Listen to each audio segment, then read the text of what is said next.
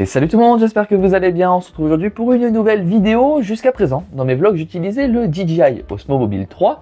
C'est ce petit stabilisateur pour smartphone qui m'a été très utile, notamment dans toutes les vidéos que j'ai pu réaliser à l'étranger. Mais malheureusement, il commence à être obsolète, d'autant plus que son moteur n'est plus capable de supporter le poids des smartphones actuels.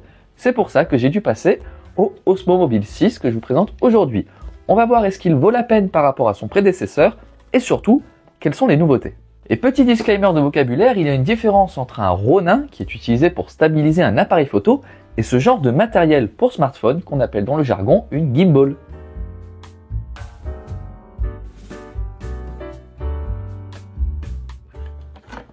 La sacoche, très bien.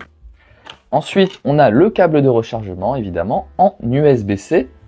Voilà. Et maintenant, on retrouve ce qui nous intéresse. À commencer par le socle qui va venir faire tenir notre smartphone. On va le poser sur le côté pour l'instant.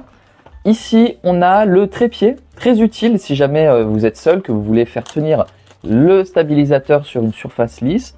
Et comme ça, une fois que vous aurez fixé le trépied en dessous du stabilisateur, vous pourrez filmer droit. Et pour finir, nous avons ici le seul, l'unique, le stabilisateur, qui est quand même assez compact, j'ai l'impression. Voyons ce que ça donne. Tac, je vais essayer de ne pas tout casser dès l'ouverture. Allez, ça fait de la résistance. Voilà. Il est vraiment très qualitatif, très très beau. J'aime beaucoup le design. Allez, je vais l'ouvrir. Vous voyez, il s'allume tout de suite, ce qui n'était pas le cas du précédent. Il fallait appuyer sur le bouton d'allumage. Lui, il se fait naturellement. Je vais quand même lui demander de s'éteindre pour pouvoir le manipuler devant vous plus simplement. Ce que je vais vous montrer, c'est qu'ici, on a un adaptateur, donc pour faire tenir votre téléphone, qui est assez particulier, puisque contrairement au précédent, on va venir se clipser magnétiquement à la surface. C'est-à-dire qu'ici, comme vous pouvez le voir, cette surface est aimantée, et en plus de ça, on a un petit bouton, une petite grippe, sur laquelle vous allez pouvoir venir fixer ça. Comme vous pouvez le voir, il y a également un dégradé qui va venir renforcer la tâche, et paf, le bruit est assez fort.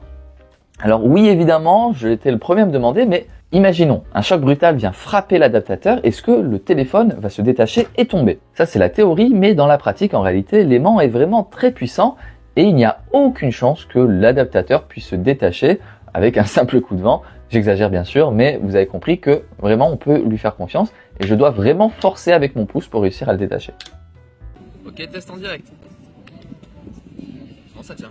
Pour contrôler ce stabilisateur, vous avez deux moyens de faire, soit entièrement en natif avec les petits boutons qui sont disponibles juste ici, donc pour le zoom, pour le contrôle de la direction, et ensuite les autres boutons pour lancer l'enregistrement et autres. Également la molette arrière pour pouvoir se repositionner. Mais vous pouvez également installer l'application sur votre téléphone qui va vous permettre d'utiliser les fonctionnalités photographiques directement à partir des petites touches que vous avez ici. C'est vraiment pratique si jamais vous voulez pousser au maximum les capacités de ce petit DJI Osmo Mobile 6. Bon, maintenant qu'on a fait l'unboxing de ce petit bijou, voyons ce dont il est capable. Et je me retrouve en extérieur avec le Osmo Mobile 6 qui tient déjà le téléphone. Je filme maintenant en ayant ouvert le bras rétractable, ce qui me permet d'offrir une scène beaucoup plus large si j'ai besoin de vous montrer quelque chose. Grâce au Bluetooth, je n'ai plus besoin d'utiliser l'écran, ce qui pourrait d'ailleurs faire trembler l'appareil. Ici, je peux tout faire depuis le panneau de commande, comme par exemple faire tourner ma prise de vue, pourquoi pas, mais également utiliser la petite manivelle sur le côté pour zoomer. Alors le canard, on t'a vu. Il existe aussi le mode rotation circulaire qui permet de ne jamais se soucier d'aller trop haut ou trop bas puisque le stabilisateur restera sur une ligne horizontale, ce qui peut être pratique pour faire un panoramique en toute sécurité. Et bien sûr le mode général qui peut vous permettre de tout prendre en étant stabilisé, c'est-à-dire quoi que vous fassiez sur un plan à 3 axes à 360 degrés, le plan restera stable même si vous faites n'importe quoi. Et enfin, avec le mode rotation circulaire, vous pouvez faire un tour entièrement sur vous-même sans jamais vous soucier de la stabilité. Et quand je teste en courant avec et sans le Osmo Mobile 6, eh bien la différence est plutôt flagrante en réalité. Mais bon, après tout, c'est bien pour ça qu'on achète un stabilisateur. On s'attend à ce que l'image soit beaucoup plus stable avec.